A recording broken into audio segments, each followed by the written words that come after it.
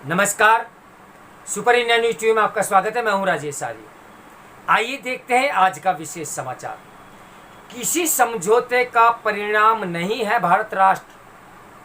राष्ट्र के बारे में राहुल गांधी का ज्ञान दयनीय है। उन्होंने तो नेहरू जी की भी बात खारिज कर दी, जिन्होंने भारत राष्ट्र को अति प्राचीन बताया है।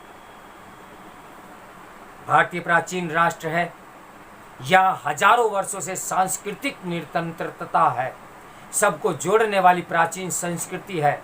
लेकिन अंग्रेजी राज में सुनियोजित प्रचार हुआ कि भारत को अंग्रेजों ने ही राष्ट्र बनाया। गांधी जी इस मत के विरोधी थे। उन्होंने हिंद स्वराज में लिखा है, आपको अंग्रेजों ने ही सिखाया है कि आप एक राष्ट्र नहीं थे। ये बात बिल्कुल बेबुनियाद है। जब अंग्रेज हिंदुस्तान में नहीं थे तब भी हम एक राष्ट्र थे। तभी अंग्रेजों ने यहाँ पर एक राज्य कायम किया। गांधी जी के अनुसार भारत एक राष्ट्र था और है, लेकिन देश की सबसे पुरानी पार्टी कांग्रेस के नेता राहुल गांधी भारत को राष्ट्र नहीं मानते। उन्होंने लंदन में आइडिया ऑफ इंडिया विषय पर कहा, भारत ब्रिटेन की तरह एक राष्ट्र नहीं है, ये यूरोपीय यूनियन जैसा संगठन है। उन्होंने भारतीय संविधान के अनुच्छेद 1 का उल्लेख करते हुए कहा, India that is Bharat is A union of the status. यह राष्ट्र नहीं, राज्यों के समझौतों का परिणाम है। हम भारत के लोगों से के राजनीतिक समझौते का परिणाम मानते हैं। बेशक संविधान के अनुच्छेद 1 में भारत को राज्य का संघ बताया गया है, लेकिन उद्देशिका में साफ कहा गया है, हम भारत के लोग भारत के संपूर्ण प्रभुत्व, संपन्न समाजवादी, पंथ निरपेक्ष, लोकतांत्रिक गणराज्य बनाने के लिए यह संविधान अंगीकृत है, अधिनियमित और आत्मप्रपित करते हैं। उद्देशिका में राष्ट्र की एकता, अखंडता सुनिश्चित करने वाली बंधुता का भी उल्लेख है। राष्ट्र की एकता शब्द ध्यान देने योग्य है। राहुल ने महात्मा गांधी का उल्लेख करते हुए कहा, गांधी जी ने स्वाधीनता आंदोलन के दौरान राज्यों और पंथों के परस्पर समझौते का विकास किया था।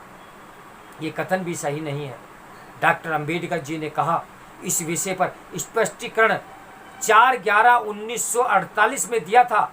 मसौदा समिति स्पष्ट करना चाहती है कि यद्यपि भारत एक संघ है, लेकिन वह संघ राज्यों के परस्पर समझौते का परिणाम नहीं है।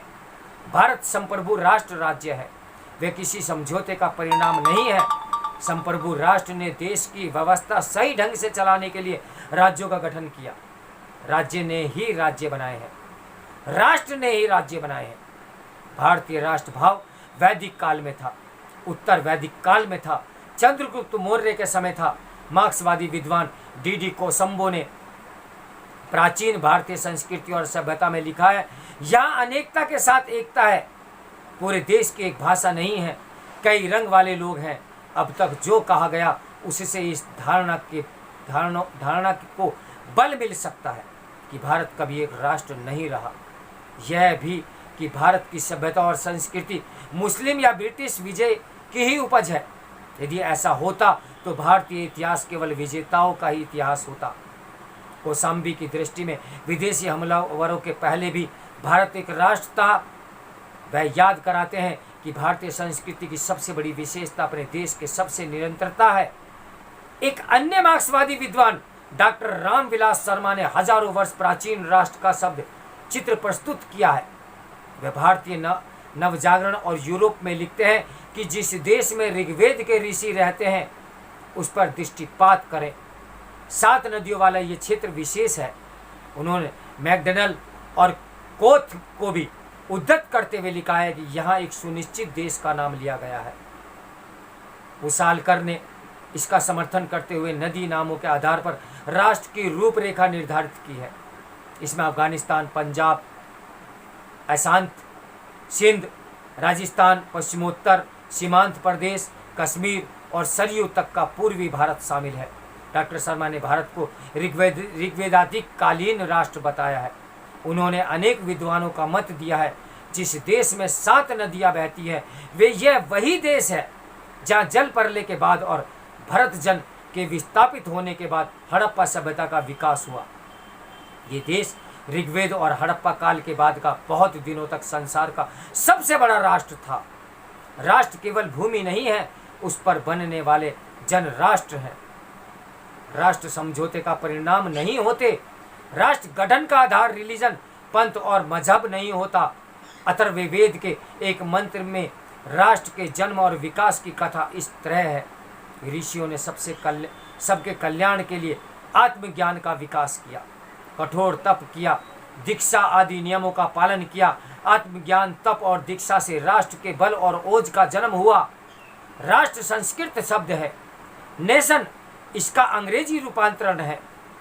राष्ट्र शब्द का उल्लेख ऋग्वेद में है, यजुर्वेद में है, अथर्ववेद में है, रामायण और महाभारत में है। राहुल गांधी का ज्ञान न केवल अनूठा बल्कि दयनीय है।